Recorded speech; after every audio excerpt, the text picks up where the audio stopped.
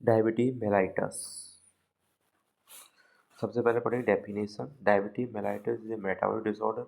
It is characterized by increase the level of glucose in the blood due to pancreas not produce enough amount of insulin by beta cell of isolate of Langerhans।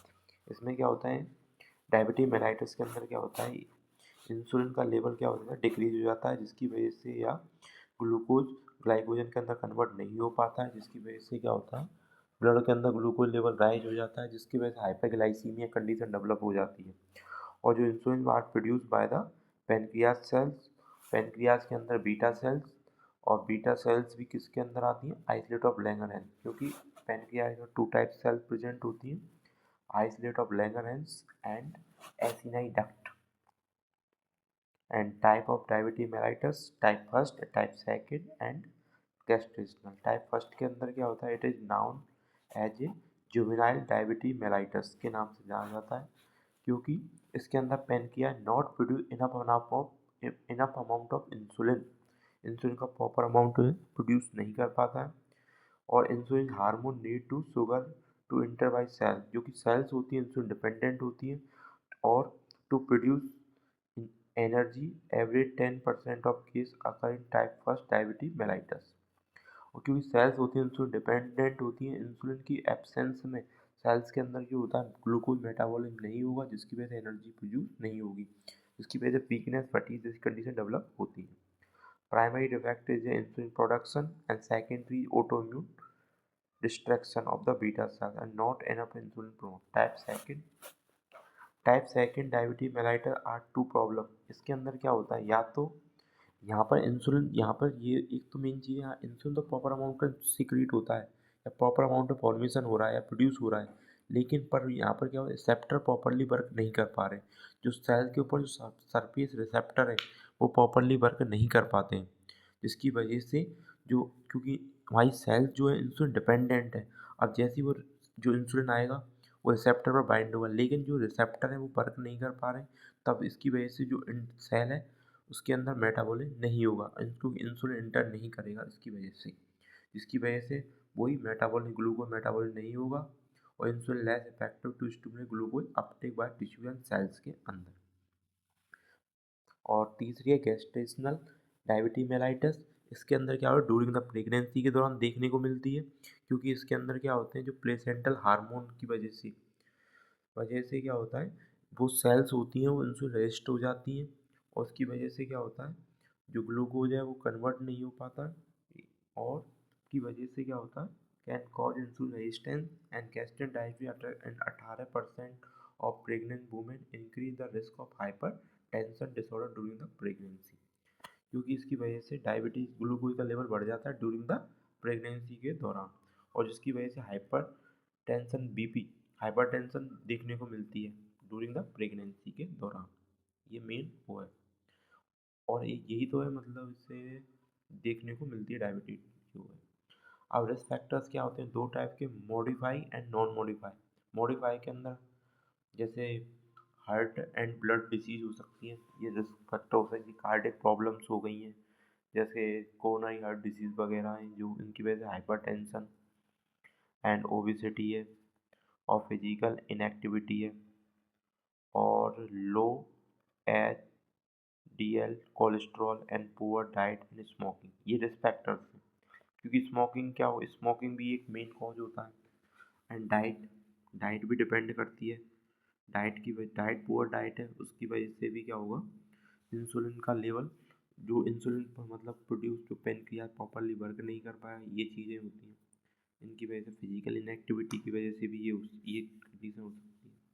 Non modified factors हो सकते हैं, जैसे age है, race, family history, genetic. Age कैसे depend कर रही है, जैसे ओल्ड एज के साथ क्या हो रही है, हमारी जो बॉडी फंक्शन है वो कम वर्क करते हैं, मतलब स्लो डाउन हो जाती है, उनकी एक्टिविटीज स्लो डाउन हो जाती है, इसकी वजह से ओवर एज, जैसे ओल्ड एज के अंदर ज़्यादातर देखने को हो सकता है।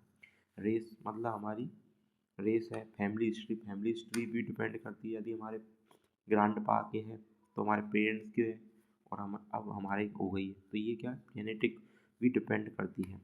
या फैमिली हिस्ट्री है तो भी, और जेनेटिक पर भी डिपेंड करती है, जेनेटिक भी डिपेंड करती है। फैमिली हिस्ट्री में जैसे आपके पिता के तो आपके आ सकती है जेनेटिकली, जेनेटिक में ऐसे ग्रैंडपा से मिली हुई।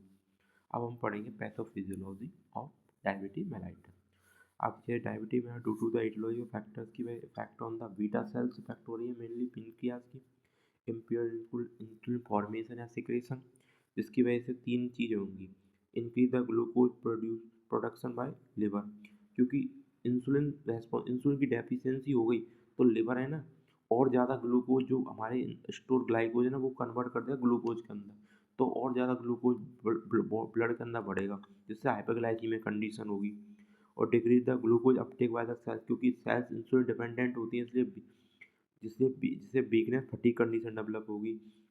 और इंसुलिन नहीं होगा तो सेल्स के अंदर ग्लूकोज नहीं है, तब क्या करेंगी, फैट का ब्रेक डाउन होगा, increase the fat break down in adipose tissue, जैसे कीटोन बॉडी और मेटाबॉलिक एसिडोज कंडीशन।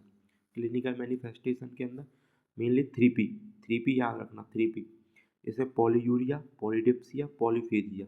पॉलीयूरिया में बहुत ज़्यादा एक्सेसिव, मतलब बार बार क्या जाएगा, यूरिन पास आउट करेगा। पॉलीडिप्सिया मतलब प्यास ज़्यादा लगेगी। पॉलीफेजिया भूख ज़्यादा लगेगी, एपेटाइट।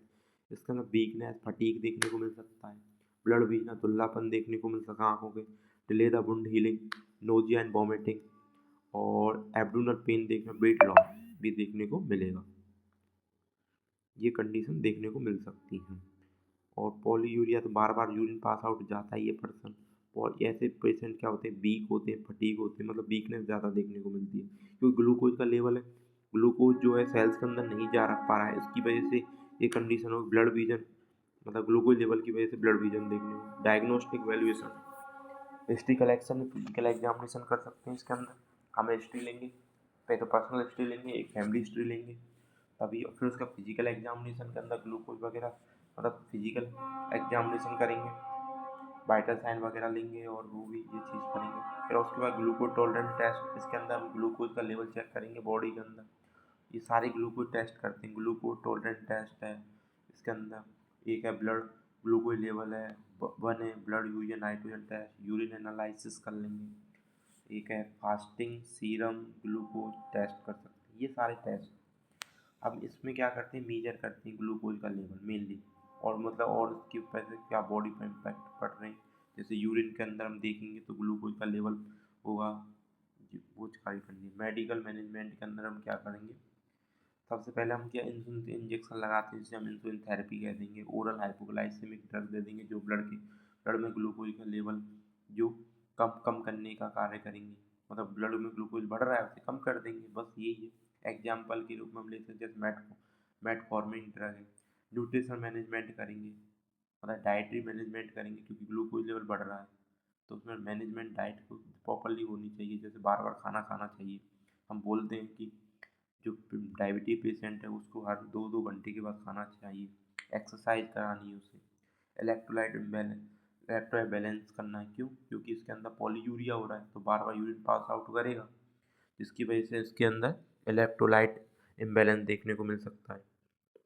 नर्सिंग मैनेजमेंट के अंदर डायग्नोसिस है, जैसे fluid volume deficit related to polyuria as manifestation by dehydration. अब इसमें फ्लूइड लॉस हो रहा है, उसकी वजह से, किसकी वजह से, पॉलीयूरिया की वजह से, और इसकी वजह से क्या देखने को, डिहाइड्रेशन देखने को मिल रहा है। अब जिसको आप इलेक्ट्रोलाइट इम्बैलेंस देखने को मिल रहा है and related to fluid loss as manifestation dysrhythmia. अब इलेक्ट्रोलाइट इम्बैलेंस हो ही रहा है, फ्लूइड लॉस हो रहा है उसकी वजह से, जिसकी वजह से मिनरल इलेक्ट्रोलाइट इम्बैलेंस की वजह से हार्ट कार्डियक प्रॉब्लम देखने को मिल रही है। एक knowledge deficit related to diabetes mellitus बना लो, as manifest family member are clarify the doubts. उसके रिगार्डिंग एंजाइटी के लिए बना लो, anxiety related to diabetes mellitus complication. एक बन जाएगा इम्पेयर्ड न्यूट्रिशन पैटर्न के ऊपर बना लो, बस ये है। फिर नर्सिंग इंटरवेंशंस के अंदर क्या कर सकते हैं, नर्सिंग इंटरवेंशन, अब नर्स क्या कर सकती है, इसके अंदर क्या करेंगी, maintain fluid and electrolyte balance, क्योंकि पॉलीयूरिया हो रहा है तो यूरिन तो फ्लूइड लॉस हो रहा है और उसकी वजह इलेक्ट्रोलाइट इम्बैलेंस हो रहे हैं, उसका मैनेजमेंट कर देंगे। और एंजाइटी बढ़ रही है तो एंजाइटी को decrease the anxiety level by the diversional therapy, तो एंजाइटी को कम कर देंगे। Monitor body weight, daily monitor करना है। Provide high calorie diet provide कर देंगे। Monitor the vital sign every 6 hourly, monitor intake and output chart maintain कर लेंगे। आईवी फूड प्रोवाइड करा देंगे। यदि फिजिशियन हमसे डॉक्टर हमसे कहेगा तो प्रोवाइड करा देंगे। सीधा इलेक्ट्रोलाइट यूरिन ग्रुप चेक कर लेंगे।